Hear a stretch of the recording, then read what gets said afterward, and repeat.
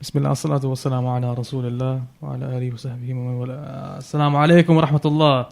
My name is Asad. I am your host today. I'm finally back after how many episodes? 3 or 4 episodes. I've been away. I'm here joined and with that, you've also forgotten how to host. Where's your enthusiasm gone? Hello. Okay, and with me is my co-host Abdul Sami Arjumand. Assalamu alaikum. Assalamu alaikum, everyone. Welcome to the Middle West podcast. Okay. And it feels good to be back, man. I was hoping that Asad would welcome me back. Welcome. No, a bit more than that. Assalamu alaikum. We're joined by two very, very nice people. Are you not going to say welcome back home? We'll get to that in a second. Ibrahim bin Uthman. Assalamu alaikum. Alaikum assalam. Sister Juwairia. Assalamu alaikum. Alaikum assalam. Shouldn't we let the guests introduce themselves? You can introduce yourselves. Ibrahim, introduce yourselves. My name is Ibrahim bin Uthman. I'm 21 years old. I'm a master's student at University of Liverpool. I'm studying building information modelling. And alhamdulillah, Brother Jenge called me over to this nice, cool podcast. It's my first podcast, so inshallah it goes well. Don't worry, man. It's my first. If it goes well, you get you more regularly. It's my first podcast as well. Yeah, so.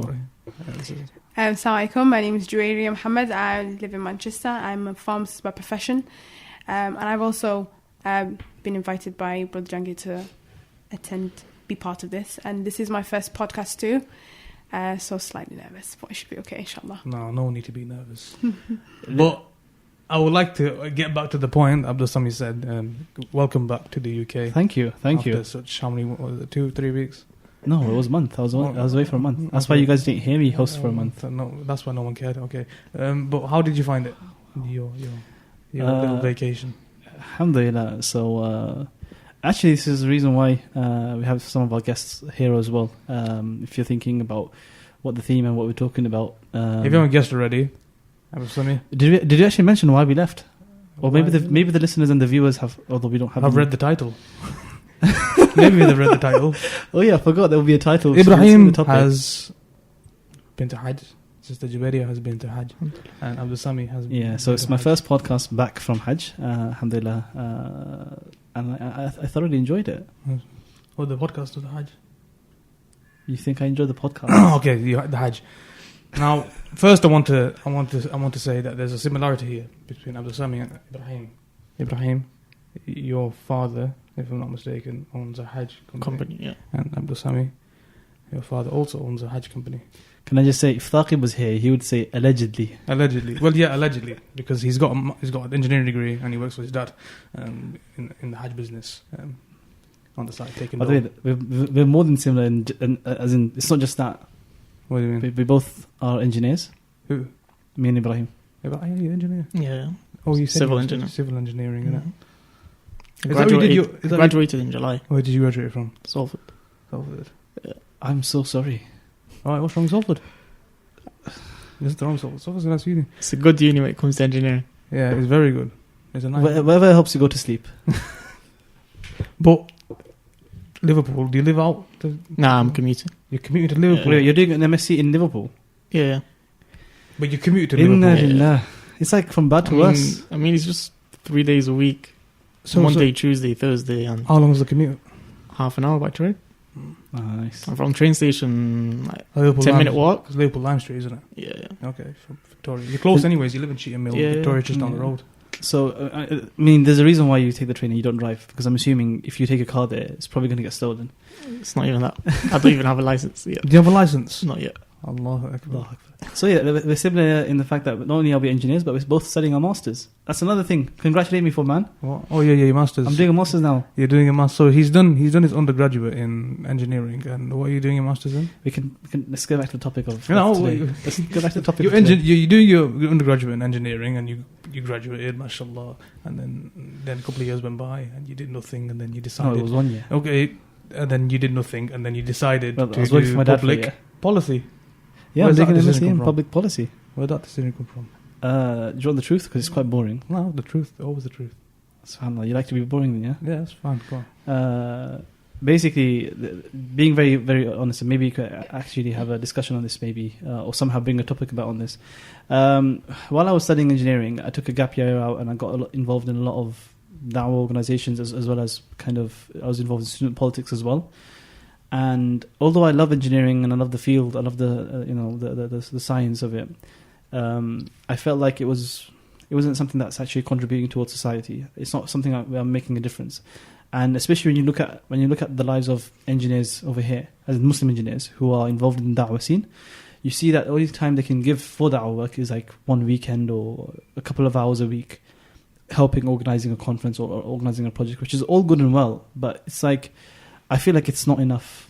And I feel like I wouldn't be happy with that kind of a lifestyle where I'm only giving 1 hour a week for da'wah, or I'm only giving 2 hours a week. And I wanted to make sure that, whatever I want to do in my life, I use that for, to contribute towards society, to contribute towards primarily towards, the health and well-being and of British Muslims, and of course wider society. And you kind of then also look at, for example, what you're good at, what you're not good at, what you enjoy and what you don't enjoy. And I thought, especially on a level of work where, alhamdulillah, we have a lot of Muslims in the field of grassroots work, engaging with the local youth work and youth workers and youth clubs, and even in the masajid, you have a lot of people who, mashallah, come from background of teaching. A lot of places where there is a very an underrepresentation of Muslims, if you may say, is within the work of policy. And we actually had this discussion, I think, a couple of podcasts ago, where there are... By policy, what do you mean by policy? As in, when you look at the rooms where laws are being made, when you look at the rooms where there are, cases being analysed, or when you look at, even the civil service, for example, when you look at the diversity within them, you see that, there is, even though there is a push recently by the civil service to become more diverse through fast stream, whatever or not, majority of civil servants are just a bunch of white snobs. That's a bit racist, isn't it? I don't think you can say that. I think we have to censor that. But yeah, I understand what you mean. But it may be due to the fact that a lot of Muslims don't want to get involved in civil service. But it's not necessarily a bad thing. Which is where I come in. Yeah, but it's not a bad thing to say that a Muslim doesn't want to get involved in civil service, because they may hold within their principles that they shouldn't get involved in civil service. Which is fine. But what I'm trying to say is that I felt in that kind of journey that I wanted to do something where I feel like I'm impacting the lives of Muslims on a mass level. And especially in an area, for example, like, let me give an example of Prevent. A lot of people are now speaking out against Prevent, which, again, just a brief, for those who don't know what Prevent is basically our counter-terrorism policy. When I say our, of course, I'm talking about British government, not MAB, not UKIM, making that very clear. Speaking of other organisations. But yeah, so when you look at how that came about, when it was initially drafted it was initially introduced under the Labour government, but it was supposed to be something that was community led. Once the Conservatives came into power, they kind of, scrapped that idea. They scrapped all kind of relationships that they had with existing British Muslim organisations, and had a very top-down approach towards implementing Prevent, and there was pretty much zero consultation involving Muslims. Now, whether it's because they just didn't want to listen to Muslims, or whether it was because Muslims didn't push to be involved in that conversation, I personally think that, of course it's a mixture of both, but I think that, from a personal point of view, that it was definitely a part of that where there was a lack of push from Muslims to get involved in these policy decisions. And that kind of essentially motivated me to... I don't particularly agree with that, because the Prevent Prevent's an interesting example, because if any of you want to weigh in, Prevent's an interesting example because the policy was driven by administration, and it was only given to the Muslim community as to be tampered with after it had been set. So, like, all the policy, the policy had been set in stone, and then they'd go to mosques and committees. You're a very typical lawyer. Well, I'm not a lawyer. What's happening now is you're changing the topic. I'm not changing the topic. There's no topic. Okay, I'm saying that when Prevent came in, they went to the masjids and they said to the masjids, okay, we need you to do this, and we give you blah blah blah funding, etc. That was the masjid's opportunity to get involved. Yeah, a lot of them said, you know what, I'd rather not take money on behest of sacrificing the Muslims' integrity. Things are a lot more deeper than that, by the way. But they are much deeper than that. That's a conversation for another day. Okay. And going back, zooming out, that was wow. I feel like I was grilled to another level. like taking that much time out of my life, of the podcast. It's like Asad. What, 9 minutes, 10 minutes? Yeah, Asad, do you hate me or something like that? No, Did you miss me? I love you for the sake of Allah. Did you miss me? And no, I didn't miss you actually. I didn't even know you were gone. But back to the topic of Hajj. Okay, so we mentioned that Abdulsami and Ibrahim, they have some kind of mutual interests in Hajj. Yeah. Just before this, we were having a conversation, and we had Sister Joyeria over here, who's basically like, she was basically zoning out simply because of the fact that we were just talking about like things that only travel agents would talk about with each other. Like things to do with, for example, the organization side from Saudi. So talking about the Mutawwifs, talking about contracts with the Muassasat and that kind of stuff. So I've probably lost half the viewers right now. They're thinking, what are these two grand words that these guys that I've just said? What the hell is it? It was definitely interesting though. I wasn't completely zoning out. I wasn't getting involved because I didn't know what to say. But it was interesting and definitely educational. Fair enough. So you could share it with the listeners if you. Oh no, want to. Definitely. I mean, for those people who are thinking, what does mutawif mean and what is a muassasa? We're of course those who speak Arabic know already what these mean, but we're gonna go into it a lot more in depth later on. But yeah, so essentially we have with us, I guess, two people who've got a background of organizing Hajj and who've got travel agencies, and we're able to maybe talk a bit about the commercialization of Hajj. Juwairia, you went to Hajj. This is the first time you've been to Hajj. Yes. One consumer that I did not know she went with us. She went with us, but I did. When I first met her, I didn't know she went with the same travel agent. Yeah, she went with your company and you didn't know? No. What's wrong with you? That's okay. I think we're in different groups. I think he said Apologies. he was part of the administration of the first group, whereas I was in the latter group. So it's I'm disappointed. It's okay. I'm not offended. But I'm disappointed because as a travel agent, you essentially, because of the fact that you see everyone's passports beforehand and you see everyone's pictures beforehand because of the visa processing. Again, making that very clear. Yeah, but I'm sure that you wouldn't be the only one doing that, would you? It's usually me, my dad, and my sister. Okay. Me and my sister helped my dad, organize passports and everything. But it's just this year, I wasn't part of the team. Okay. So because I was preparing for graduation, and So you ousted. Okay. That's yeah. nice. Sorry for bringing up any kind of bad feelings that you may have had. Nah, it's fine. But essentially, as a travel agent, because of the fact that you're exposed to these people's passport photos and visas and stuff every single day for a time period, eventually there must be times where you just take a picture of someone's photo because it's just hilarious, right? No. Because some people are forced to take bad photos. You're forgetting one thing: GDPR. GDPR. Yes. Okay. GDPR. So like Pakistanis care about that. Or like Muslims care about that. But all right. I love how you scan the room for a second, thinking, okay, there are two non-Pakistanis in this room, so I had to quickly correct that. Diversity. But I think it's important to note that there are two people who are involved in the administration of Hajj from the Hajj's point of view, and there's a person who wasn't. And the unique perspective was from Juwairia, because Juwairia, when you went to Hajj, you might have seen some things that you didn't agree with that the travel agencies did, okay. or that you think you that could have been done better. So I think you should expand upon that, because definitely. And just before that, I think first and foremost, how did you find the whole experience yourself? So I guess talk about. And this is an open question to both our guests, by the way, with regards to your first Hajj as well. So Ibrahim, talk about your first Hajj. But Joy, if you can talk about how did you find your experience? How do you feel it's benefited you, and okay. How do you think your life will change after Hajj, basically, or has changed after Hajj, because it has been a while now? Okay.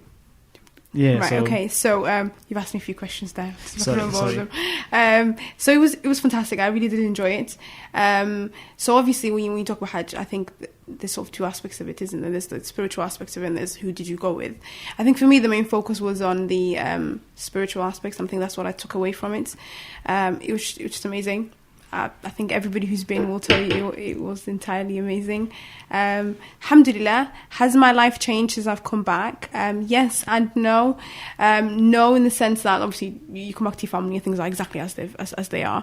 You come back, you sort of come back and you get back into your routine slowly. Did you go with the family or by yourself? I went with.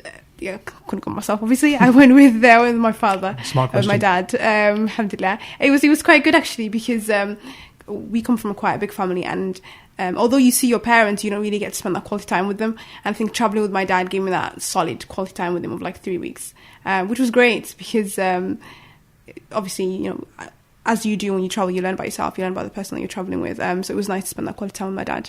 Alhamdulillah, yeah, it was really good. The first, I think, obviously many highlights throughout the journey. One of the first highlights was sort of the first day when we landed and we had to go and do our Umrah, just seeing the Kaaba again. And alhamdulillah, I have been previously, but I think every time I go, it's just I'm just in awe, as I'm sure you all have been.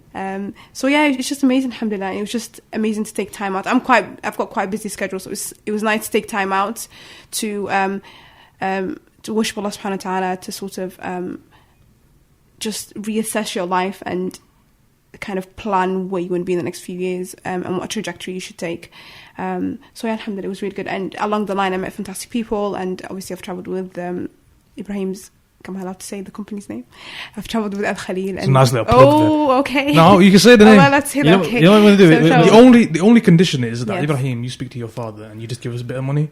Yeah. For the sponsorship. Sponsorship, yeah, of course. Or the deal is, because remember, we have exclusivity, you know, only one company is allowed to be mentioned, which is my company. Oh, is Yeah, it? but So- no, that's not fair because he hasn't given any money so far. So I think, Ibrahim, what's the company's name? Al Khalil. And where's it Hajj based? What road is it? Manchester. Right, You want to mention a contact number as well? Email yeah. address? Towards the end, I'll do Towards the end, no problem. We'll just edit that in. But of course. I want to ask a question regarding the Hajj because how many people do you think attended this year's Hajj? Figures are out, by the way. Two- Figures are out every on the day of Arafah, they get released. So if I'm correct, it's about 2 million. Yeah, I think I read that somewhere as 2 well. million. 2 million. So 2 million a bit, I think. 2 million a bit. Yeah, I think 2.1. See, that's why his company is better than yours because he has the exact figures a bit, and you just said Listen, 2 million. all you need to Very do is- misleading. It's that. a, It's it's, a very Google, misleading. it's a Google search. I think it was 2.1 million. Okay. Now you change it. Well, okay then. I The think. year before was about 2.3 million. Okay, so now he's going to go through all of them just to prove he has a point. But In 2012, Redemption. in 2012 it was about 3 million. okay, what about 1999? 2017 was 3 million, I think, as well. Was it? Yeah. Inna lillah. So 3 million 2017 and 2 Mm. million this year.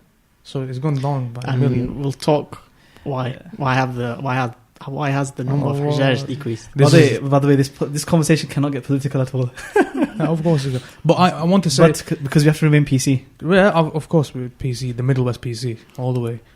But I think, and I want to put this in because people have raised this point with me as well. People who haven't been Hajj who suffer from anxiety. Right. So people who haven't been Hajj because they can't be in large crowds, or they suffer from anxiety due to the stress of having to follow a certain ritual, pinpoint, and if they miss that ritual out, it's just a whole living in London, for example, compared to living in Manchester. Living in Manchester, you can go about life in an easy pace, Which But is, living why, in London, which is why half of you are unemployed. okay, it says the one who was unemployed just until recent, but okay. So living in London is different because living in London, you live in a city where you're constantly being pushed by the city to move at their pace. It's a very fast-paced city, along with a lot of Which other is why it's capitals. amazing. A lot, it may be amazing, but a lot other capitals are the same as well. People who live in places that are not as busy as London will find it difficult to go to London and kind of adapt to the environment. So that's the same with Hajj, I think, personally. When you're doing Hajj, you have to adapt to the pace of the pilgrimage. You can't just slow down, especially when you're in a group. Correct me if I'm wrong. When you're with a group, if someone does have problems with walking, etc., you can kind of put some kind of margin of appreciation there. But in terms of the entire pilgrimage, if someone suffers from anxiety and needs a big break, I think that'll spike the anxiety even more. So I think there's a problem with people who suffer from anxiety with going to doing Umrah or doing Hajj, and I don't think it's been addressed as much as I think I understand where you're coming from, because in my kind of natural habitat, I guess, I'm a very introverted person.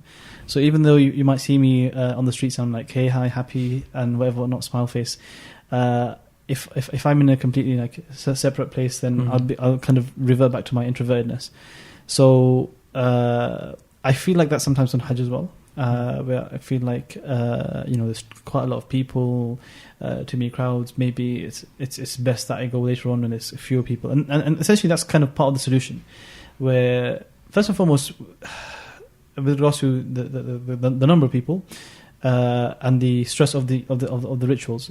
Regarding the stress of the rituals, the best thing always is just to make sure you plan your Hajj properly beforehand.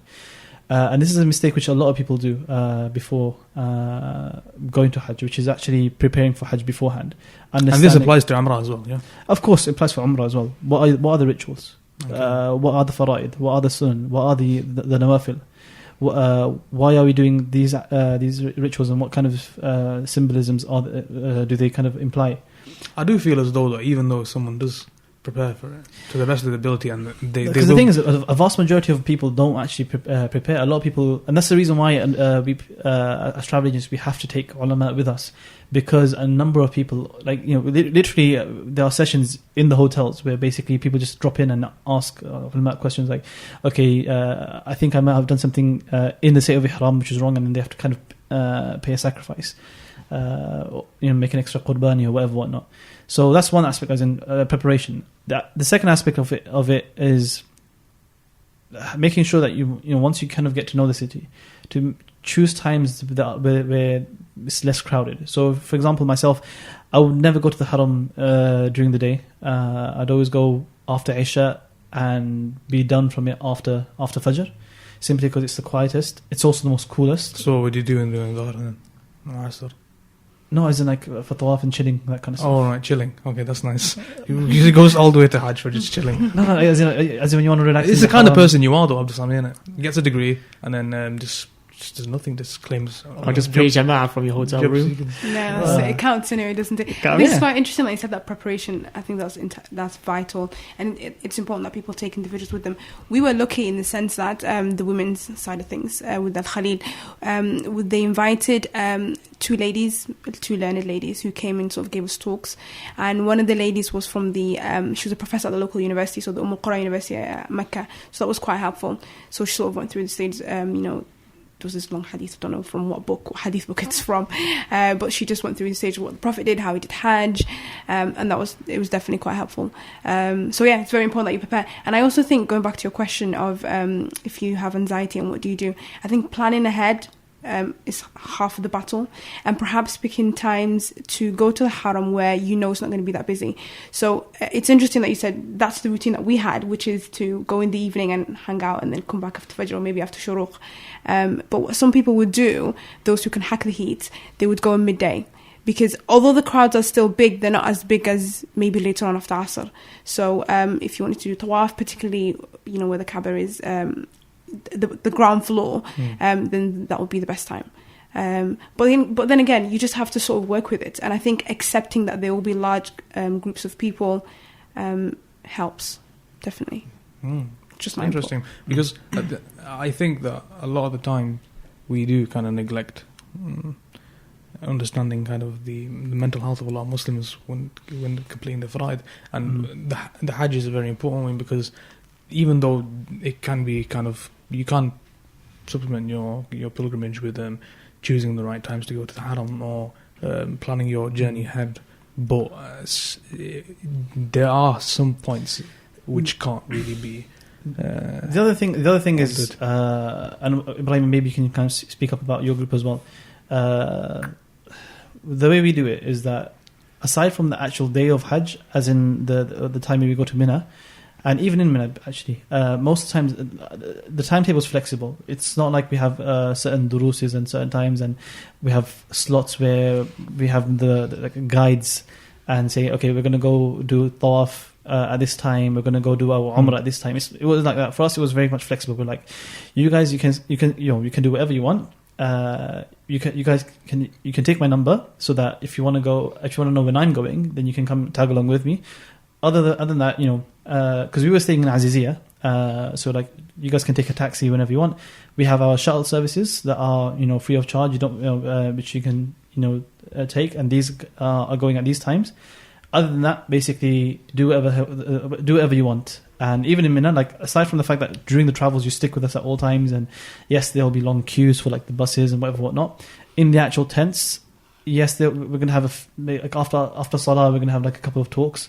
Other than that, you can do your own ibadah. There is no kind of obligation to stick with the whole thing for everything. But yeah, I mean, Ibrahim, how do you guys do it in that sense? Yes, very similar to you guys.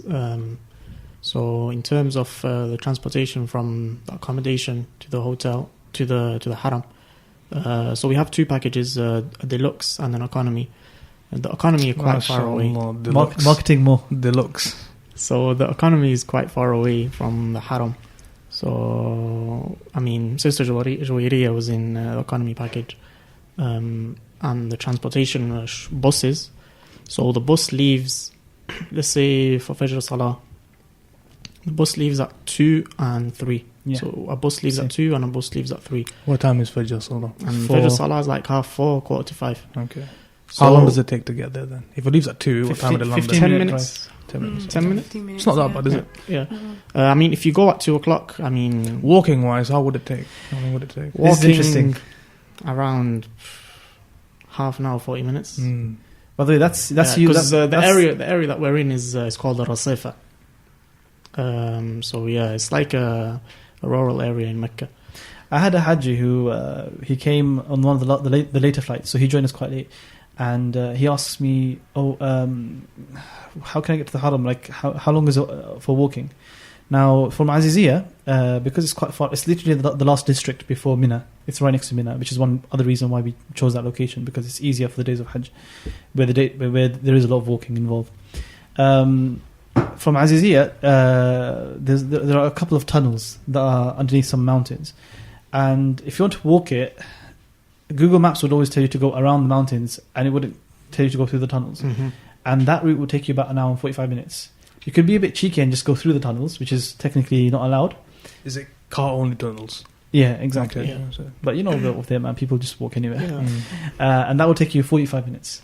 So my guy actually said, he said, how long? I'm like, it's going to take you an hour 45 minutes. He's like, okay, show me the route.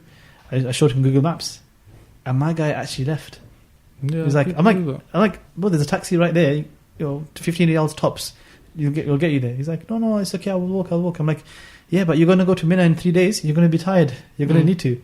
He's like, no, it's fine. And my guy actually went. So, mashallah.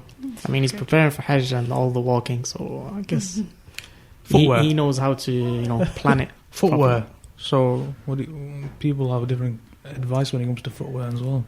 Yes, Clarks. I got myself the cushion steppers. I was Cushion going to put it steppers. out there. They're very comfortable. I was getting about with Crocs. Crocs. Yeah. Oh my days. It's like this is a use like a style when you go to But Hajj. during One of my- Hajj days, I was wearing Gucci sliders. Nike Spiridons, You know what? Yeah, I was gonna say. I forgot what I was gonna say now. I'm just Oh yeah, that's it. I remember now. I had a lecturer once said to me, the worst thing that ever happened to humanity was Crocs. No, I find Crocs comfortable.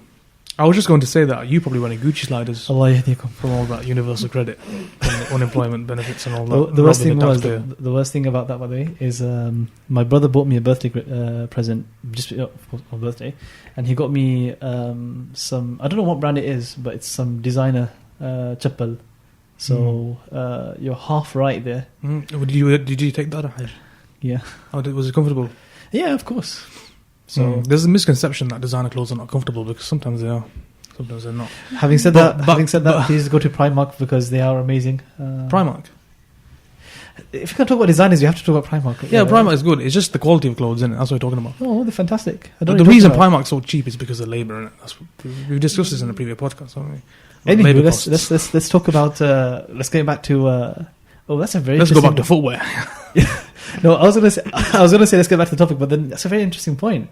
Maybe designers are expensive because they pay the child labourers a lot more than what Primark do. Yes and no. So it depends. So maybe the ethical decision would be to buy designers. Oh, he's just trying to justify using your money now. But Anywho, I'm not rich, by the way, making it very clear. Going back to the conversation, which was Hajj. We were talking about answering your question essentially about how to kind of go about being flexible, or how to accommodate for people who find it very anxious, who can be very anxious in those situations. But I guess going back to Joelia, going back to you and your experience, do you think since coming back, 2 questions. Okay. What was your highlight of Hajj itself? And second question would be, how has it impacted you upon your return? Okay, highlight of Hajj for me would be Arafah, obviously. Hajj, as the hadith of the Prophet, Arafah is Hajj. So I think one of the advice, so I was asking just the people who've been previously before I went for some advice, and one girl gave me a tip, and she said what people did when she went Hajj was they sort of exerted themselves a lot before Arafah. So by the time Arafah came, they were just exhausted. Which is not what you want to do. And I think that was the advice that obviously the group also gave us, which is just to rest regularly and prepare yourself for Arafah, which is, I'm glad I listened to them because that's what I did. And obviously this year we had the added bonus where it just, subhanAllah, the heavens opened and it was just raining, which was amazing. So I think after Arafah, Arafah was like the top of the mountain for me. So it was like the days were leading up to Arafah, and then after Arafah I was like, I can just not take it too easy, but just maybe go a bit easier on myself. If I wanted to have a line, I'd have a line, and so on and so forth. So definitely Arafah was the highlight, and I hope Allah accepts it from everybody. Your other question was, how has it impacted you since returning? Upon return. Because you mentioned that it has changed your life going back, but it has at the same time. Yes, so it changed my perspective of life, I think.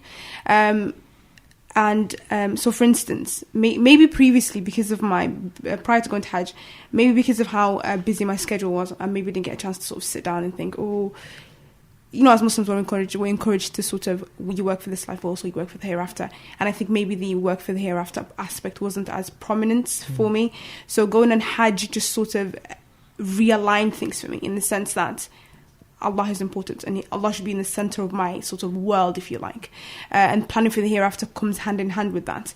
So coming back was a bit of a shock to the system, because obviously you go on Hajj, you experience this like euphoria and this next level iman, if you like, and you come back and like you're back in Manchester and it's like, right, it's time work in 3 days time.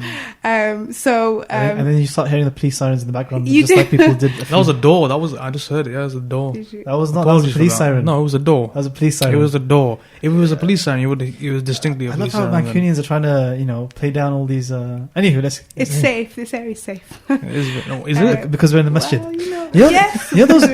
When you're a child, I don't know if this was just in the Pakistani community, but did you ever guys get this thing where basically apparently there's this rumor thing or this myth kind of thing where if you're inside a mosque, you're always going to be safe from anything and everything. You're going to be safe from like natural disasters. You'd be safe from jinns. You'd be safe from everything. That's the thing though, because if you come to my mosque, local mosque, we've still got cages on the windows.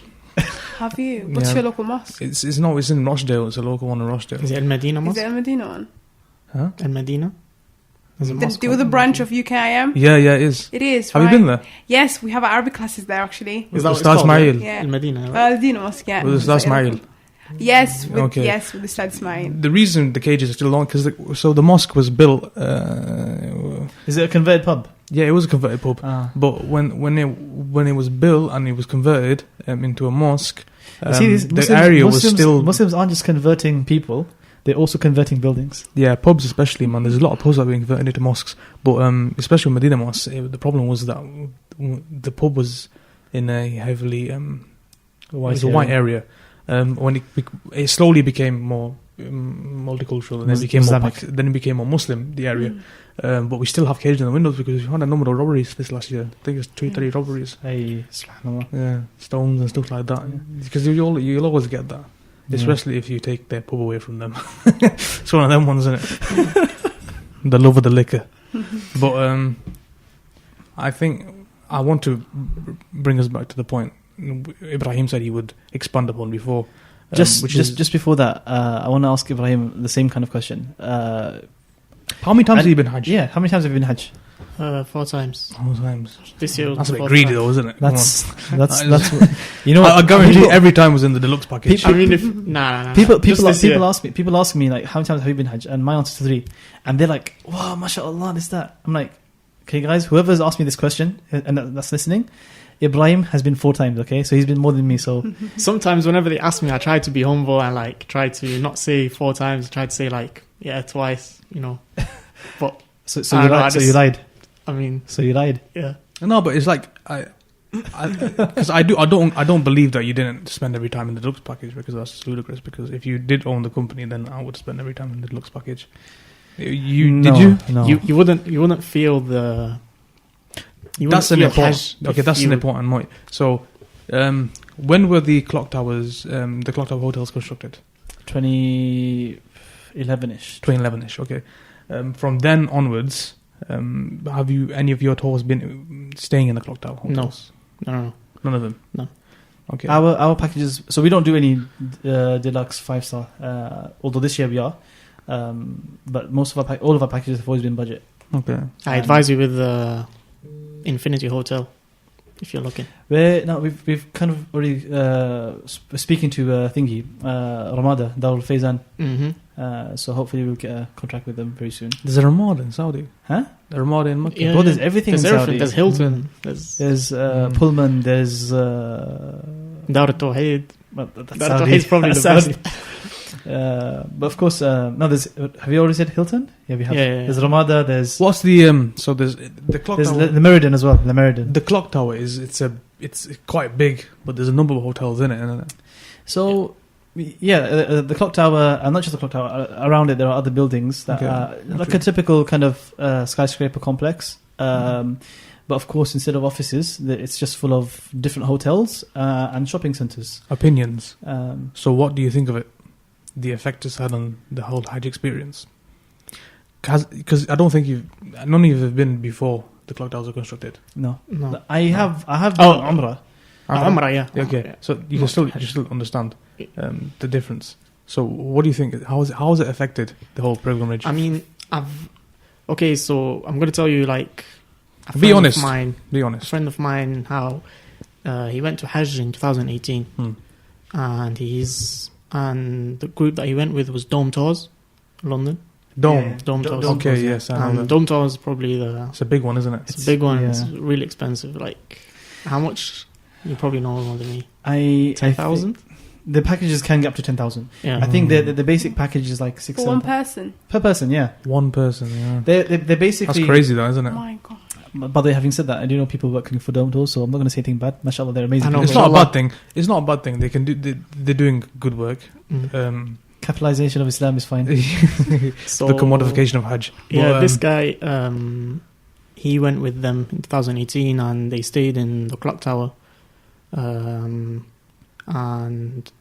he said, like, everything was cool, it was good, I really enjoyed it, but there's one thing, which is like the most important thing. He was going for Hajj, but he didn't really feel the taste of Hajj, if you know what I'm saying. Like, everything, instead of him working, like, walking, I mean, okay, forget the walking, I mean, like, the food, the how should I say it now? When you're in Mina, the tents, the cushions, the beds, it was not like us. It was some next level beds. So it's as if like he went to Saudi for like a normal holiday. Yeah.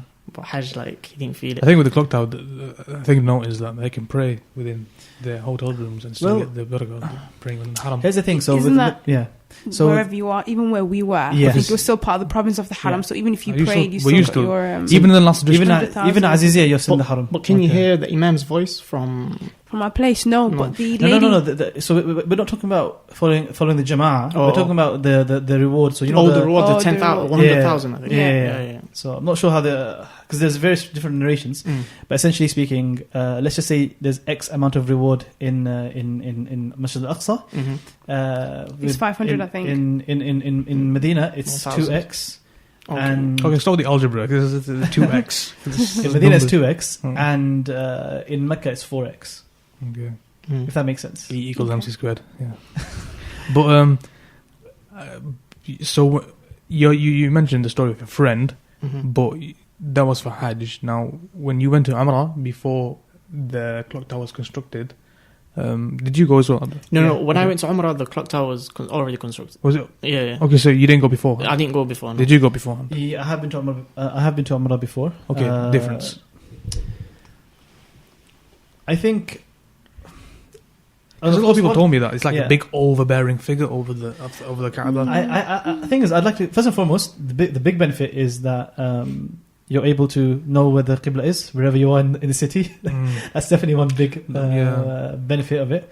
But I mean, I do understand that it's created a bit more of a tourism side of Saudi Arabia, and generally speaking, you see it's. I think that the clock tower is more of a symbolism of the whole scene of hotel chains and how the country is kind of all the so before when I remember my Umrah. It was a long time ago, by the way. I was still a child, but I still remember the surroundings, and. It was basically like you had on Ibrahim Khalil Road, for example. You had so many, which is basically like a 5-minute walk from the Haram floor. At that time, you had a lot of 3-star hotels, 2-star hotels, and it was very nice, very simple. Everyone was friendly. Mecca was a very friendly place as well at that time.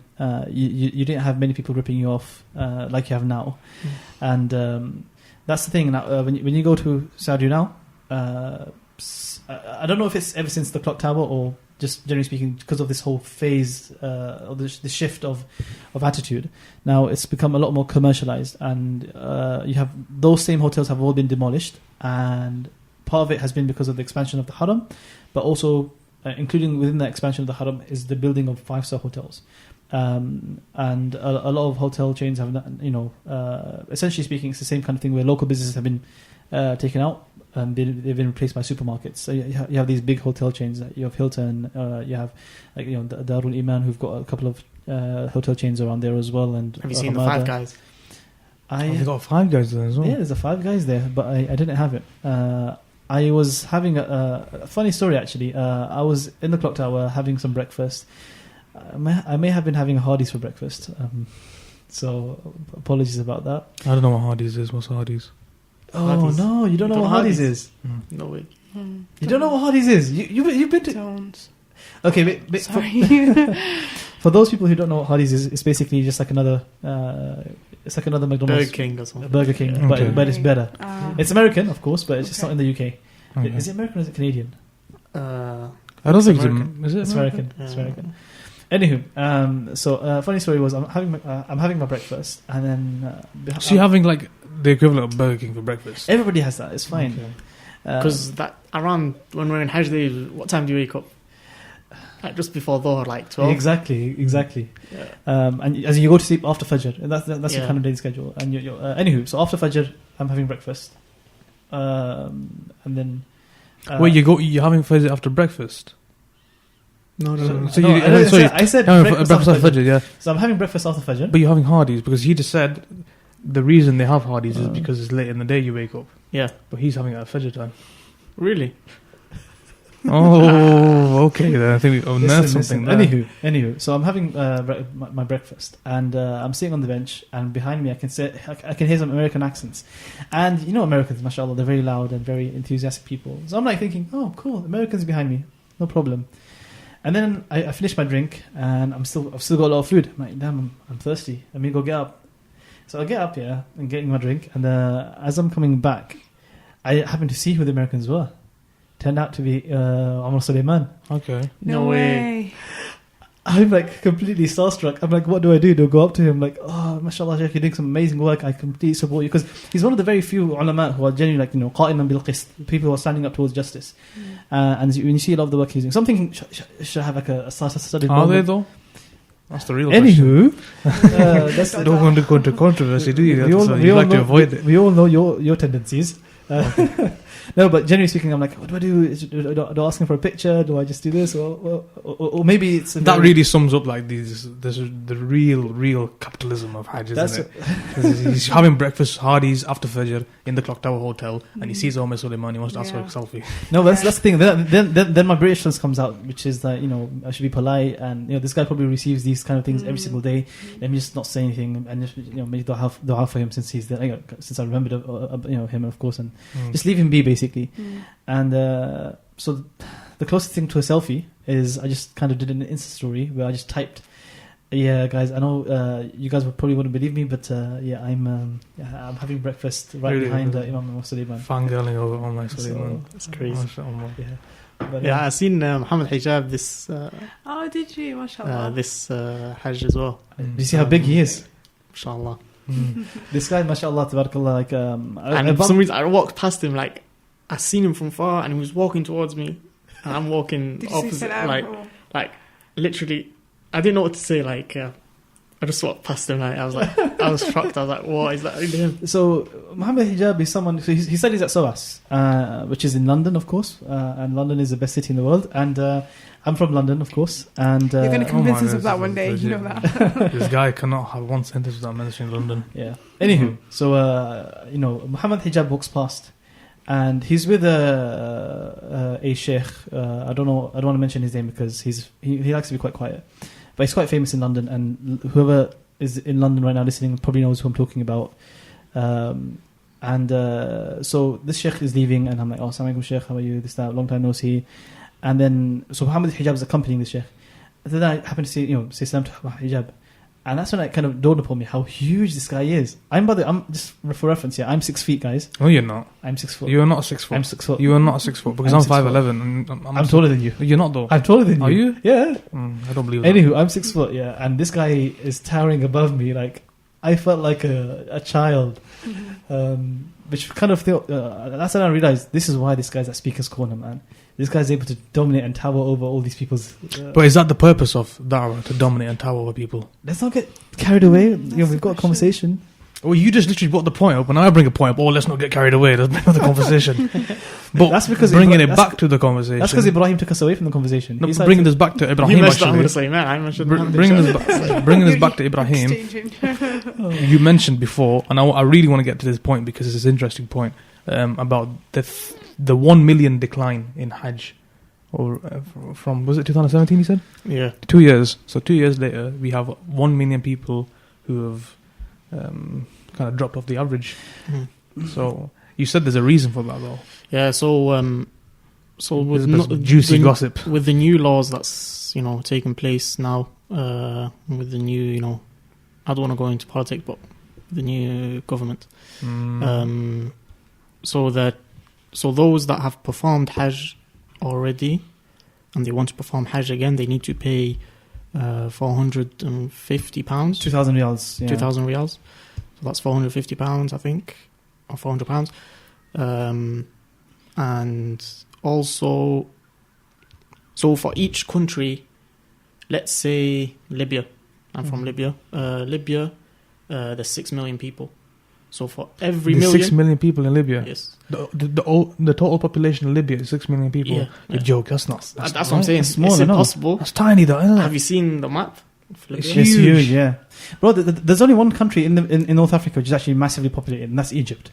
Egypt have what, 100 million 100 now. million people, exactly. Yeah. You think like how? And that we look at people by the in government figures. You don't have flats in Libya, do you?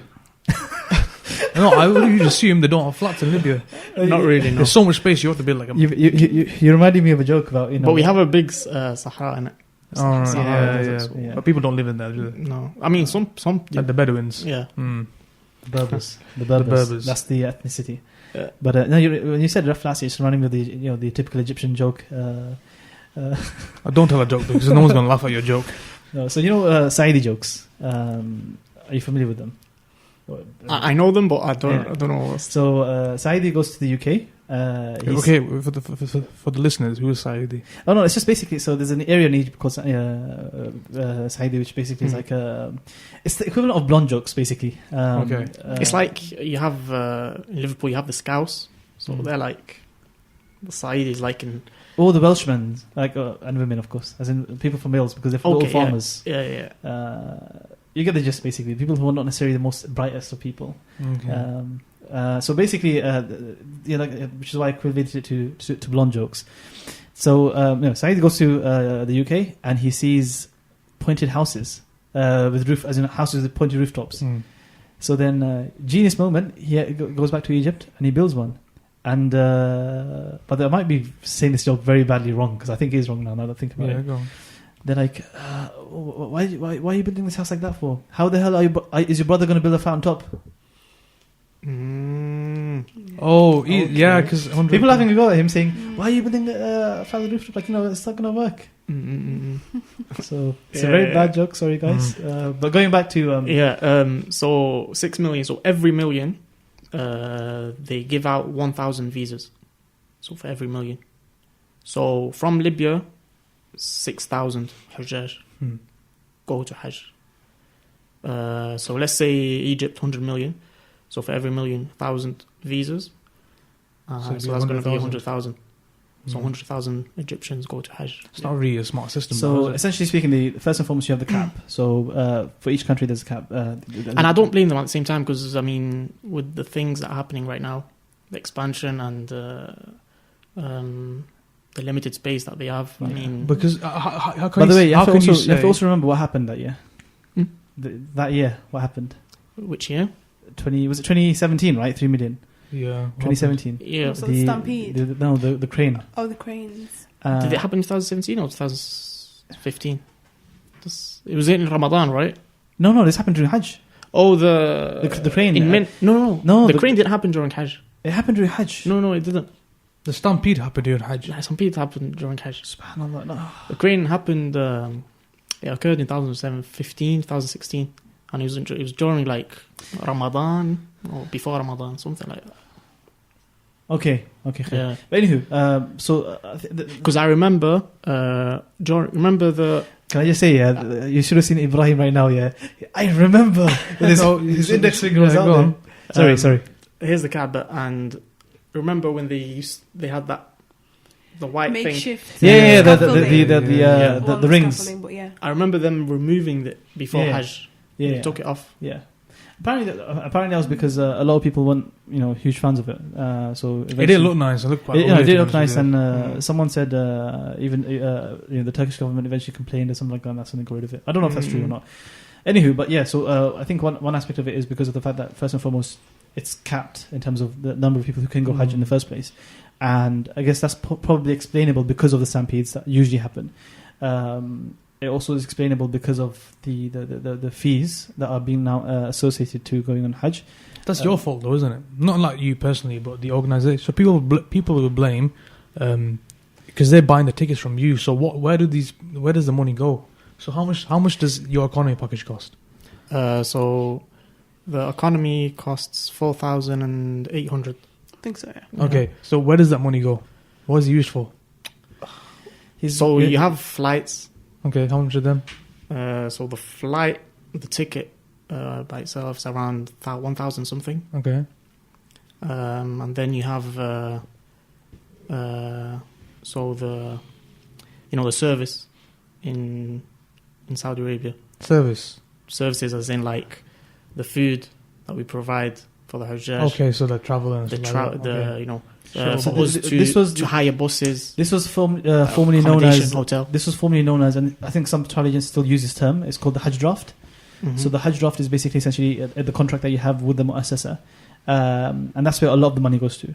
So that contract that you have, essentially speaking, let's just say that you're organizing a camp in a scout center. Okay, now they'll give it an initial fee for it, and then they'll say, okay, look, you can also have these add-ons to make your stay more luxury. You can choose to have beds instead of the tents. You can choose to have nice pillows.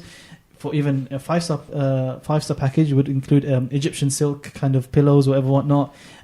Also, as another add-on are the you can have food that's cooked for us. We have our own 5-star chefs that are doing these things, and all these kind of add-ons. Okay, so they're the services. So you get the flights and you get the services. Anything else? So, and these services cost a lot. How much? I don't know how much the exact figure, but from the economy package, how much would you say is dedicated to the services? Services per Hajj? Yeah, per Hajj around. Help me out on this one. I'm not sure. Around 2,000. 2,000. Okay, about that much. Okay, yeah. So where's the existing £2,000 going then for the economy? Because I'd assume that the economy package would have these silk pillows and the private chef, etc., etc. Juveria. Did you have a private chef? But that was an example I was using. The food was very nice. So I I mean, the only sort of advantage that the other package had was the fact that they could walk from their hotel to the haram. Yeah. Whereas everything else was pretty How much much was the the same. But deluxe package? Deluxe, so I think it was 6-something, 6, 610, 620, yeah, something no, like no, that. 6. So if you're going with your wife, let's say, and you want a double bed, is it? So it's 6,600. Okay, so you're paying £1,800 more for a double bed, close to the haram. Yeah, Yeah. Mm. Is that the cost of the hotel will charge you? yeah. Okay. So No, this is the cost, like our company. Okay, our your agency. company. Yeah. Okay. So for the whole thing, not just the hotel. So 6,600 for everything, including the hotel. Yeah. So going back to your initial question about what's kind of included in the deal. So about £1,000 roughly goes into the flight tickets. About £2,000 goes into the, like I said, the Hajj raft, which is your contract with the Muassasa, and that's what we're going to go into, I think, a lot more in a bit.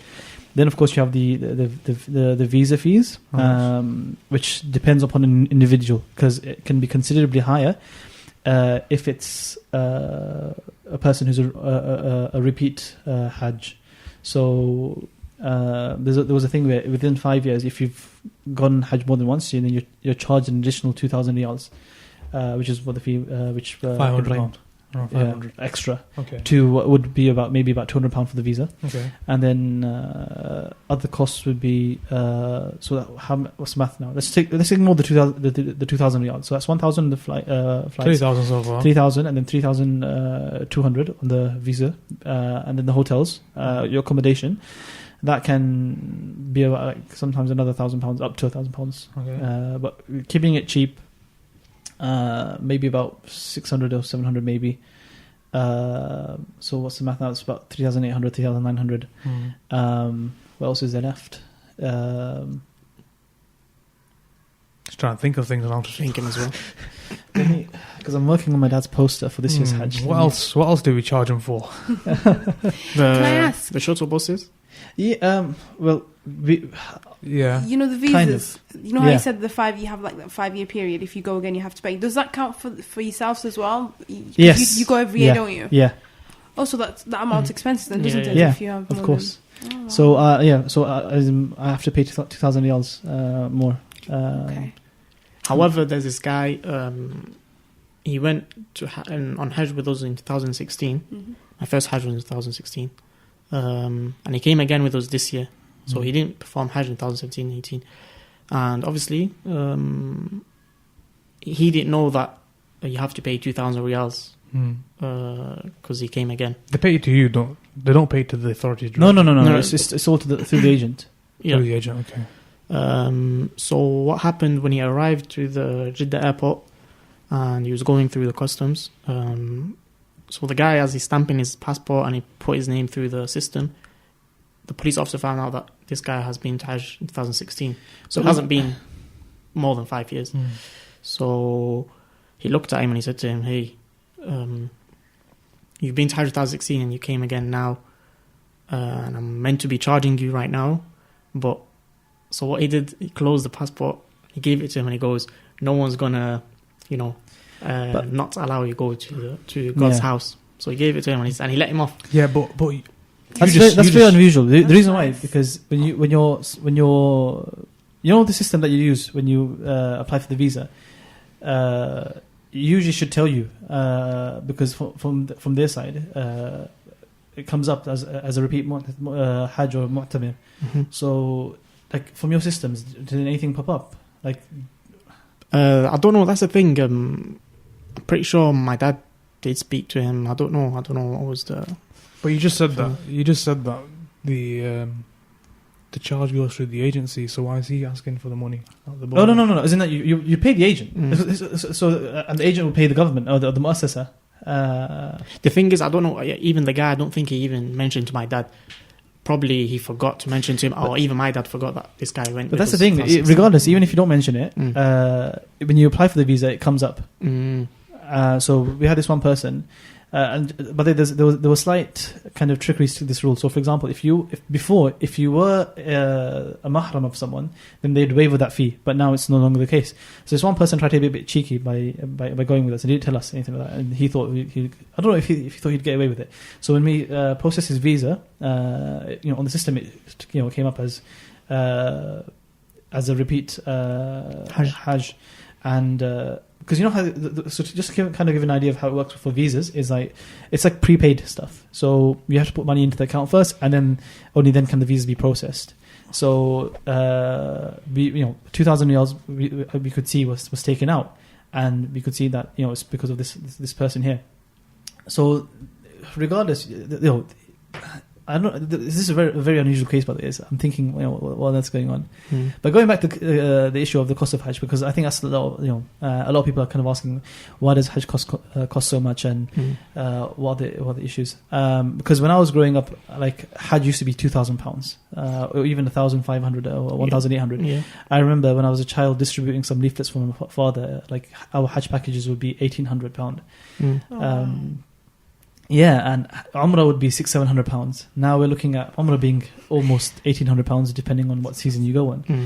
And part of that is, as I mentioned, so going to the flight situation. Flights are always going to be expensive for Hajj. Airlines know that this is the time where they're going to milk it. The other thing is your Hajj draft, which is the contract.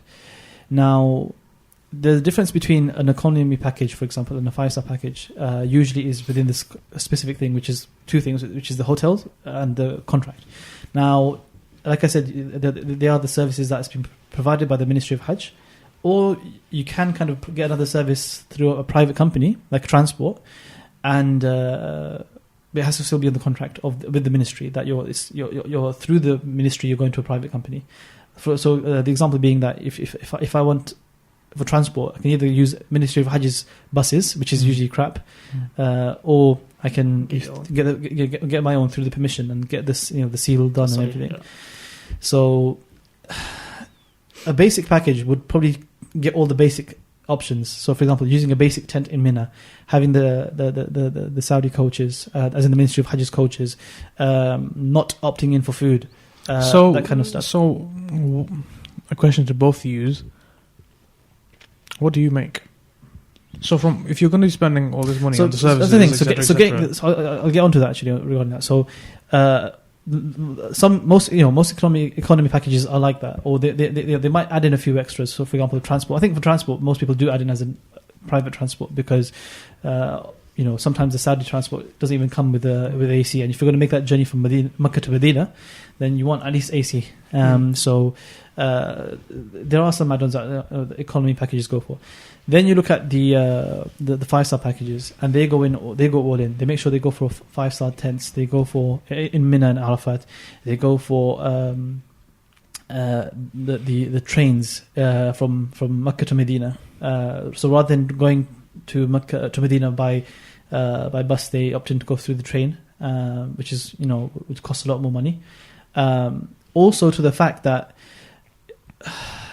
someone told me this, a person who used to work for a famous company, Hajj company, I'm not going to name them, that they actually kept a separate amount in their budget for bribe, in the sense that basically what happens is Saudis are very lazy in working. That's a fact. I'm sorry, Thaqib, you're not here, but let's be factual. Saudis are very lazy. I think he accepts that, though, doesn't he? Yeah, that's true. That's which is why he's here working. So the way to get things done quickly is either by carrying on, shouting at them, or by paying them money. Do they accept the bribes easily, or do you have to force them to accept it? So here's the thing: Hajj has changed by a lot. I've been 3 times, and I've been 2012, 2017, and 2019. And each time I've gone, things have gone so much better, alhamdulillah. For example, the waiting times. At the moment you arrive in Hajj terminal in Jeddah, how long did you guys have to wait for? Oh, we were like swift in and out. Exactly. Literally.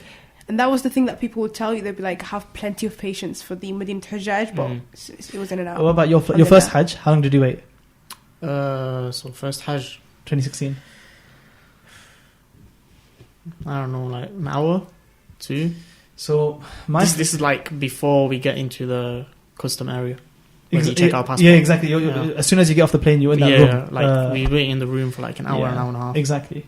And my first Hajj, it was like about 2 hours over there, and then another 3 hours or so waiting for the bus. Because essentially, but alhamdulillah, this year everything was done swiftly. As soon as we landed, everything happened. We were out of the airport within 10 minutes, and within 20 minutes we were on the bus. Because the reason why was because our Hujjaj wanted to pray Dhuhr. The bus was available before that. Anywho, so that wait beforehand. So back in 2012, you bribed them.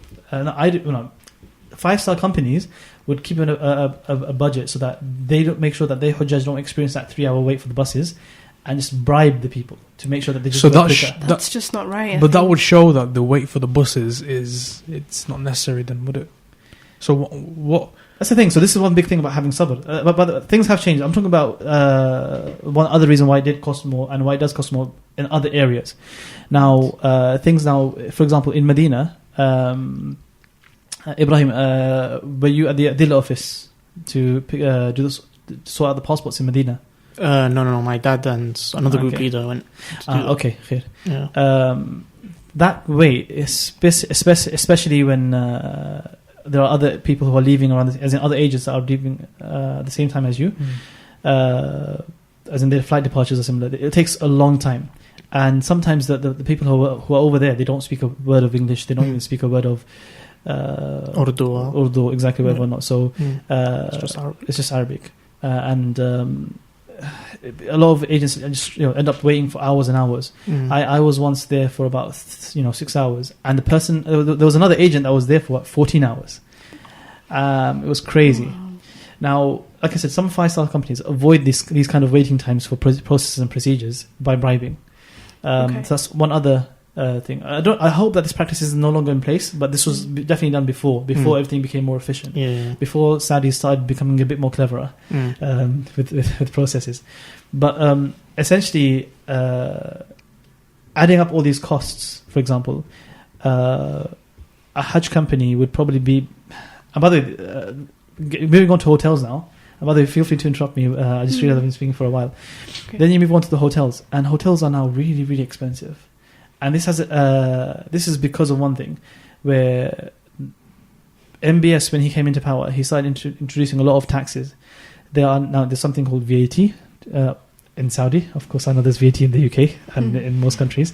There's also taxes for other kind of things. The iqama, which is the license, I guess, that foreign employees need, that's also been risen. There also has to be. There's also taxes upon people who are living in Saudi, who are non-Saudi residents, basically. What is that, an income tax or? No, just a tax per person, per family member that you have. So if I have an iqama, you mentioned this earlier, weren't you? What were you saying? Like so per family member. So let's say you have 7 kids. So per head, there's a certain. So it's the complete opposite of child benefit. Is. Instead of that's the what she said as well. supporting you, they pretend this is someone instead. It's like, how many kids do you have? Right, this is how much you're paying. Yeah. Is that annually? Or? Probably, yeah. Annually, yeah. Do you know how much the figure is per child? Not really. I don't know. But what I do know is it's enough so that a lot of... Because the thing is, a lot of agents have people who are based in Saudi who work, and often or not, these are people who are, especially for the Pakistani or Bangladeshi kind of community, the people of that background, people who are Bangladeshi or Pakistani, or even from like Myanmar or something like that, people from that background, Southeast Asia, South Asia, East Asia, who are in Saudi who are working, and so one of our guys was telling us that he's starting to send his family back home now. Most of his family are back in Myanmar. And of course, over there, the conditions are quite bad as it is, and he just can't afford to have them living over here. He'll be here because of work, and he sent everyone back home. And some employers are also leaving to go back home. That would be the case for manual labourers who come to Saudi Arabia for work. Now, but in terms of expats from the West, I think that wouldn't be much of a deterrent, would it? No, of course. But here's the thing now. Now, the manual labourers are the ones who are actually running the whole show. They're running the hotels. They're running the haram. They're running everything. Now, if they're all going away, the only incentive for them to stay is now increasing salaries. And if you're increasing the salaries, if hotels have to increase the salaries for the employers, what do they have to do? They're going to have to charge more for hotel rooms. And when they do that, travel agents need to charge more for the packages. Mm. And of course, I'm hoping, by the way, that it doesn't affect other people around the world. And I'm hoping this is a very Western issue, because I haven't really looked into the cost of Hajj for people back home. But, that's the one big reason, by the way, why Hajj is becoming so expensive. But yeah, Ibrahim, what so let's speak about how people from, let's say, so I was speaking to this Tunisian guy in our hotel, and he said, I pay $15,000 to go to Hajj. Are you serious? And so how, like Tunisia, Libya, Egypt, Algeria, most countries, how their Hajj work is that you put your name through a raffle. So when you put your name through a raffle and your name gets chosen, okay, you're going to Hajj, however, you need to pay this certain amount, and the rest is on us, the government, their government pays. So, for example, Libya, the total cost of Hajj is $38,000 per Hajj. Dollars? Yeah, for one Hajj. However, Libya, they tell the Hajji to pay $7,000, and the government pays the rest. Why is the cost $38,000? I don't understand. I don't know. That's what the Saudi government told them. Like, you need to do this, and per Hajji needs to pay $7,000, and you guys pay the rest. Yeah. So I don't know exactly how it works. I don't think that makes sense. So actually, we have it a lot cheaper then compared to that. Then. Yeah. And by the way, Saudis, they pay more than us to go to Hajj, even though they're from there. They pay. Somebody was telling me that they've started internal Hajj groups for residents, for Saudi residents. Yeah. Whereas before it was like, Saudi, just pack your bags for Hajj. Whereas now you have to actually apply, be given specific numbers, be even like responsible, be treated like those traveling into Saudi. But how does that cost more than, let's say, £6,000, £5,000 if you live there? Licenses and fees. Because the Saudis that go to Hajj, they have the best services, best everything. Like 5-star tents. The Saudis. Everything. So, and like even the location, where the tent is located, is close to the Jamarat, where you throw the stones. Yeah. It's literally like a 5-minute walk, 10-minute walk, and you're there. Whereas us, from the West, UK, America, let's say, they put us quite far. So we have to walk at least about 45 an hour and a minutes half, maybe. Yeah. I think kind of trying to become a bit more practical about the subject. My experiences, by the way, our packages have always been economy, as I think I mentioned this earlier on. And this year, when I went on Hajj, when I saw the 5-star tents for the UK, I wasn't shocked at all compared to how shocked I was in 2012 and 2017. So those are the 3 years I went Hajj. When I was in 2012 and 2017, I was shocked because of the fact that the 5-star packages were really amazing, in the sense that the tents that you get, AC tents, the mattresses are very thick and actually comfortable. This, that, whatever, whatnot. But then the fact that there are juice, those boxes with juices and everything, because they weren't there back, by the way, for the is that a new edition? No, back in the days, basically. Yeah. So in 2012 and 2017 they weren't. In 2017 they were, but in 2012 they weren't. But now this year when I went, the disparity between economy and 5-star is very close. That I didn't see the need. And this is one practical advice I'm probably going to give to a lot of the people, which is that I know you guys, people want to be comfortable in Hajj. I know I get that, because you're traveling all the way and you want to make sure that you're in the best physical condition. So I kind of can understand why you would want to pay more to live in a better place. But when it comes to the actual condition of the tents, it's very, very similar. And it's just not worth paying the extra, especially if you're staying for like 3 days. Exactly, like alhamdulillah, the mattresses that we had, but almost it was the same. Yeah, you're sleepable. It's very, very it's sleepable. It's comfortable. Even the tents, so the mattresses in Arafat, which you could basically take with you to Muzdalifah, they were quite nice and soft. Everything was, of course, we didn't have ACs, but we had coolers, which kept you cool enough. So I did not. We had urns everywhere, so we had tea and coffee and everything. We had the boxes everywhere with juices and water and whatnot. We literally had almost everything that 5-star packages would have. How was it like before then? Like in 2000 That's it. So before, for example, in 2012 when I went, and even 2017, we didn't have coolers. We'd always bring our own fans from Mecca to Mina. So we'd have to go on the 7th or the 6th of the Hijjah to our tents, just prepare everything, putting sound systems and the fans and whatnot. There would just be water, no juices and no tea, coffee, this, that. The mattresses would be thin mattresses. They wouldn't be the thick ones that you have now. And of course, even the Saudis, mashallah, they know something about hygiene now. So they're now giving goodie bags that you guys received. Yeah. The best thing ever, by the way. I loved it so much. I actually have. I kept the toothpaste. I've got it with me here in the UK. You kept the toothpaste? No, because basically it's like a little toiletry bag, which is so cute, which you didn't get before. It was like a gift from the Mutawaf, right? Exactly. Yeah, it was so nice. Anywho, so that's one thing. Personally, I think that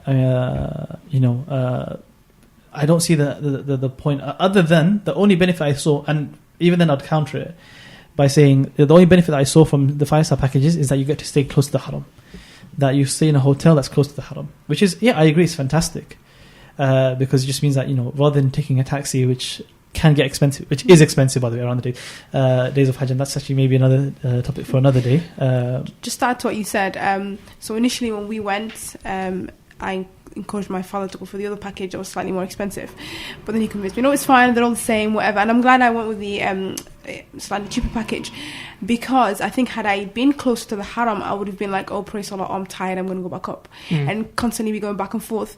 Whereas being further away, it forced me to actually stay, exactly, because the shuttle timing was a specific timing.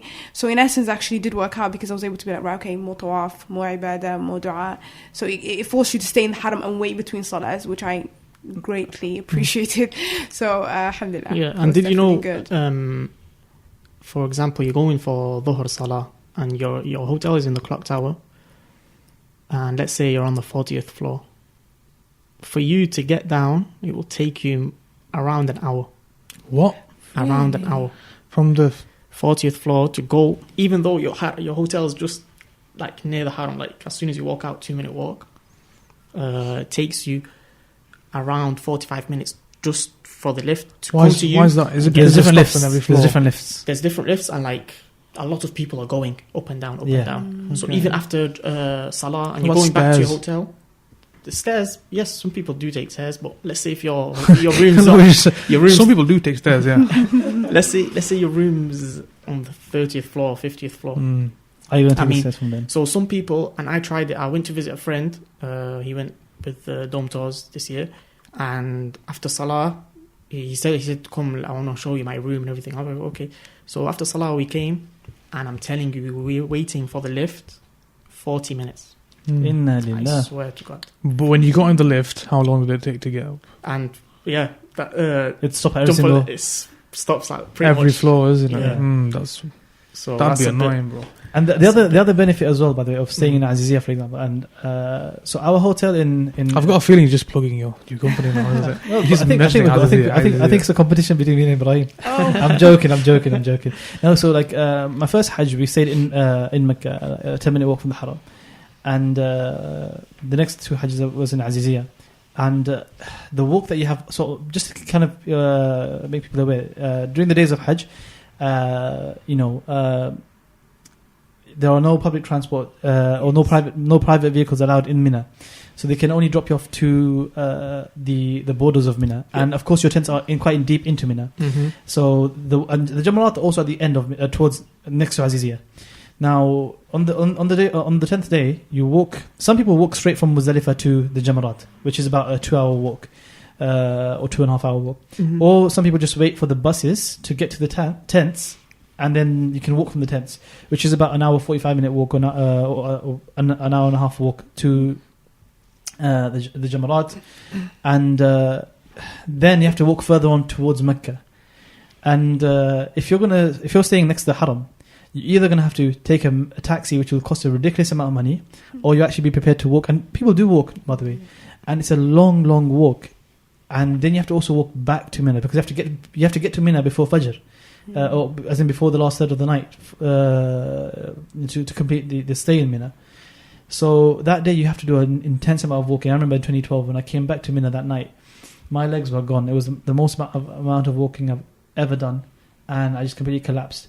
Having said that, when I went to the second time and third time I've been to Hajj, we were staying in Aziziyah, because the hotels were right next to the Mina, Like, it takes you 10 minutes from the Jamarat to get to your hotel.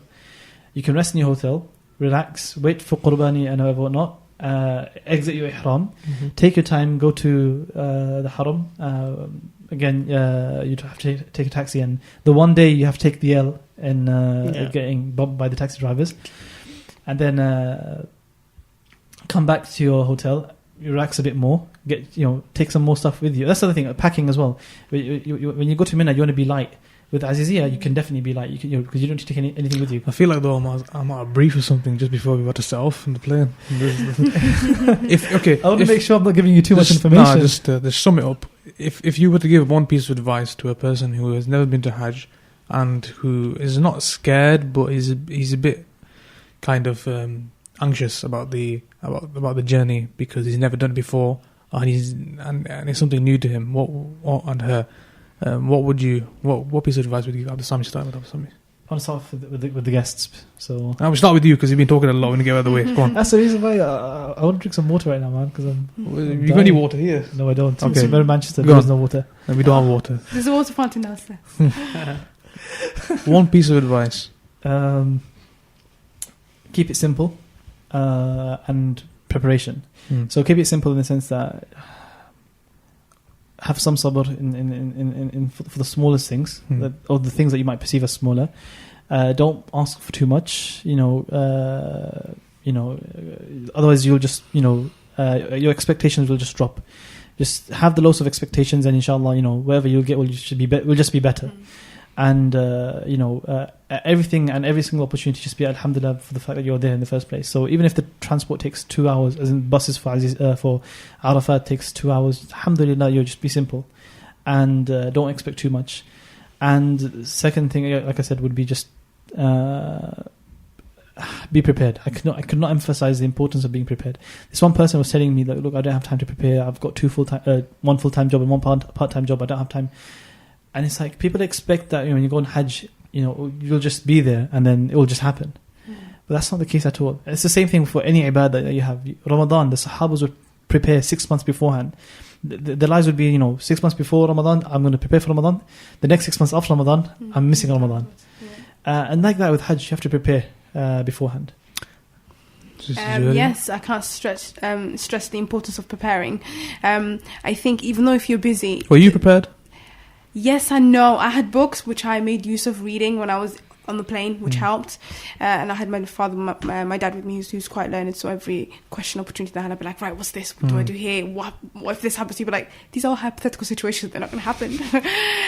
But I think get yourself like a good book. There was a good book that a friend gave me, which I can't remember the author of the book, but it was like making the most out of Hajj. And the author, they did a really good job of like listing out all the fara'id, like all the obligations, all the tips and tricks. Like, for example, go to the toilets. If you wanted to use the toilets in Mina, go when everybody's eating because the queues will be less. So definitely take a book with you. For the girls who will be, for the listeners, the ladies who will be traveling, pack light. My suitcase was full of things I didn't even use. I packed like 4 abayas and I only wore 2. So definitely pack lightly. And another gold advice is don't be too worried if you find yourself alone sort of going to the haram, because the whole idea is you're here to reconnect with Allah subhanahu wa ta'ala, you're here to worship and make the most out of that. I think a lot in recent times especially, we've had this kind of we've put a tremendous amount of importance on going to the masjid with people.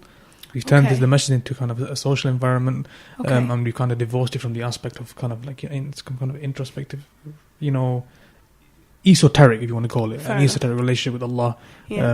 And I think with the haram, you said you're going by yourself to the haram. Yeah, don't be too afraid of it, because I think, like you mentioned earlier, I think when you're in a new place where perhaps the language that they speak is not your first language, or you have no understanding of it, and there's lots of new people, there is that initial fear, which is understandable. But I think to get over that and think, you know what, I'm just here to worship Allah, I don't care about anybody else. Well, obviously you do.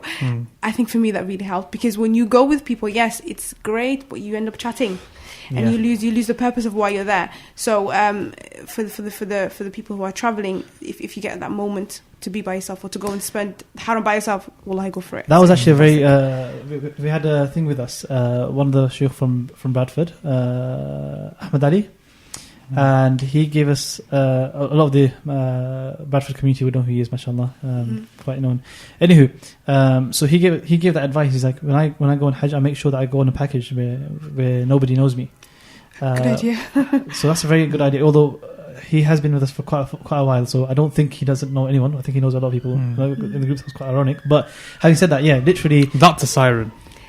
That's bro, the listeners have heard the same siren going that was 5 times. That was a door. But yeah, so yeah, I could not stress definitely. that. It's just Don't be like me. I always go with the guys with me, and like I'm telling them, yo, let's go eat this and that. No, but that's good. You need to socialize, but I think you need to have a good balance of socializing and as well as having like individual ibadahs. Definitely don't be a loner. What would your tip be? So it'd be a mixture of both what Sister Johira said and Absamia. But I'll just add one thing. Those that are booking with travel agencies, make sure that they have 2 things. One is an IATA, and this is like a license that every travel agency should have. Is that like a certificate to say the offence? Yeah, there is. Yes, it's like a certificate, yeah. And they would, if anything, after you book with them, they will provide the certificate as a copy for the customer. And the other thing is that make sure that they're certified by the Hajj Ministry.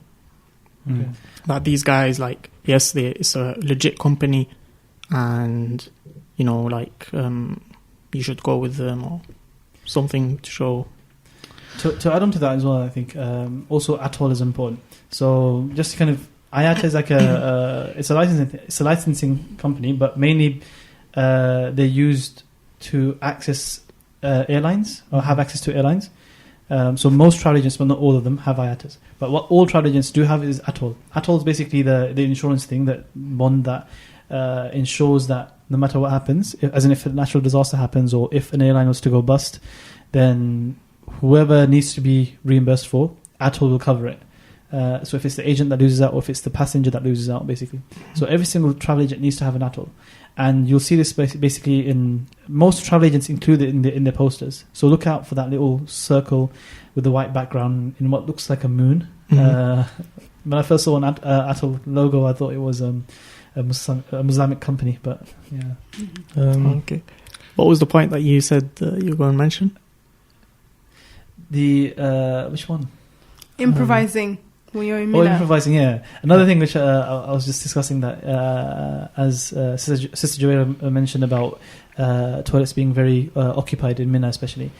Be creative. Dig a hole. No. So especially like for example for Fajr, like this would be a nightmare because your only other option would be to wake up early, so you can use the bathrooms to do all the whatever not, or use your instincts. There's a bottle of water that's available literally just outside your tent.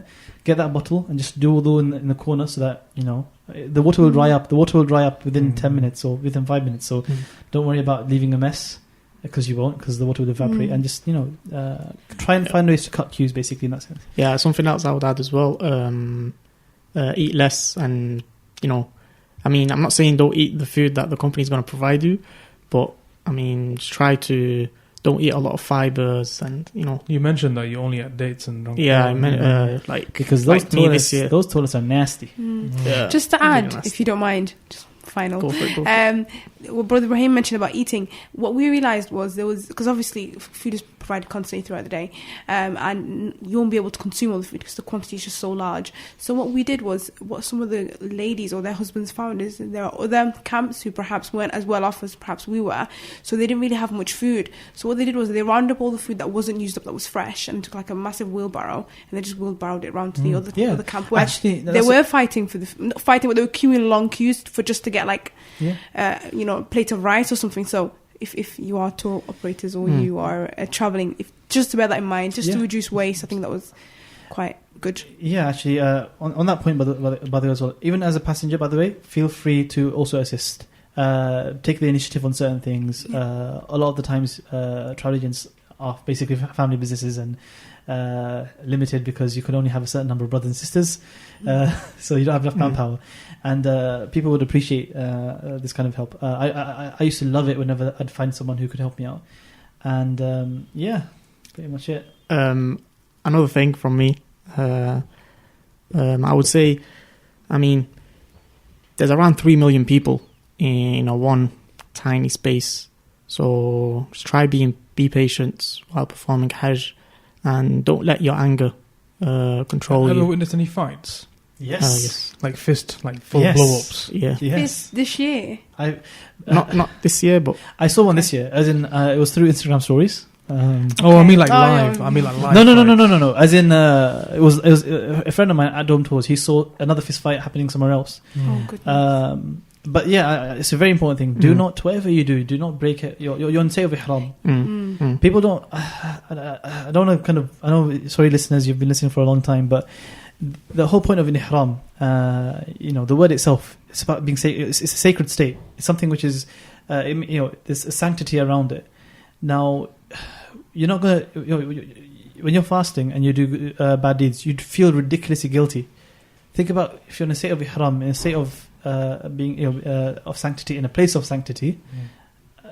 Think about doing something haram. Then think about you're losing your anger is a huge thing. Yeah. And on that note, I think we can wrap it up nice and tight, because we've been talking for, I think this is the longest podcast we've ever done. I think so. Wow. Yeah. But yeah, usually people are not that interesting, so we just cut you off straight away. Yeah. But Jazakallah khair for Ibrahim and Sister Juwairia and Abdul Sami, and congratulations Juwairia and Abdul Sami on your recent Hajj. May Allah accept it from you. Ameen. As well as And Ibrahim, did you go this way as well? Yeah. Oh right, sorry. And Ibrahim as well. And Inshallah, we all get to go every year. Inshallah. Well, yeah, that's Every if they, Muslim, inshallah. that's if you could afford the tax. But if you want to follow us on social media, you can follow us in the Middle West PC on Twitter and on Facebook. The company name, Khalil. Yeah, so the company name is Al Khalil Hajj Tours. So from 2014, we only been Hajj, but inshallah. Well, the company has been established in 2008. So we've been doing Hajj and Umrah. But then 2014, it's just been Hajj. But inshallah, this Christmas, inshallah, we'll be planning to do Umrah. So Thank God you said that. So Any Palestine tours coming up soon? Exactly. yeah, inshallah, we're thinking of doing something very big. Anything in Bethlehem? Bethlehem, I don't know. But, we're going to call it Halal Holidays, inshallah. Halal. Yeah. Oh, But, Sounds good. there's something like that now, though, isn't there? Yeah. Where they have, but the thing is, that's a very niche market. So, Untapped potential. yeah, phone number is 07818447180. Wow, he knows about heart. Wow, yes, you know. Or your father's number. Or you can just. Is the company's number your dad's number? Yeah. Oh, that's cool. Yeah. And the telephone Now is everyone the knows house he address. does. The house landline. one last thing is, I told the viewers the words Mu'assasa and Mutawif. We actually didn't talk about them in that much depth, but the reason why is because I want to give a last shout out to one more kind of person or people. So you have the Ministry of Hajj, the Wizarat al-Hajj wal Umrah, it's the same department, and underneath that you have the Mu'assasa, which is like the institution. And they are the institutions that are responsible or representing the different regions across the earth. So you have a mu'assasa for Southeast Asia. You have a mu'assasa that's alone for Egypt because of how big they are. You have a mu'assasa that's for Turkey, Europe, Australia and America. That's the ones that we fall under. Now, underneath that mu'assasa, you have the mutawif. and they all have an office number because they all have their offices, and every single agent is assigned to a mutawif. So, for example, I think your office number was, what was it? 37. Our office number was 46. So this is like an individual man, and he is the mutawif.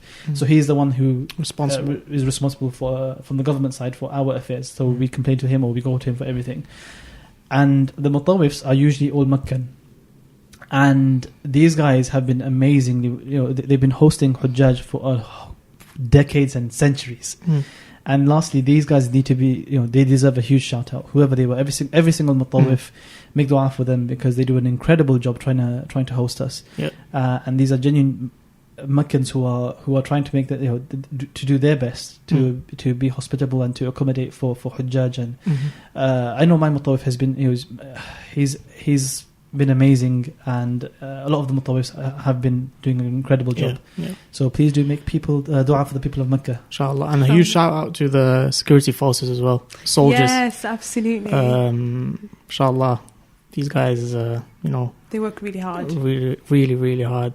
Yeah. And I mean, the way they splash the water at you whilst you're walking. Yes. I mean, the way they treat you, and I mean, there's a story. I've seen a video of some guy. A woman gave him money because he was treating her very well, a soldier, and the soldier refused to take the money. So then, inshallah, he was awarded by one of the I don't know, some guy from the government awarded him, and thanked him for this. Wow, some kind of medal or something. Yeah. On that bombshell, thank you for listening. Tune in next time for some amazing content and some amazing guests. Assalamu alaikum wa rahmatullahi wa barakatuh.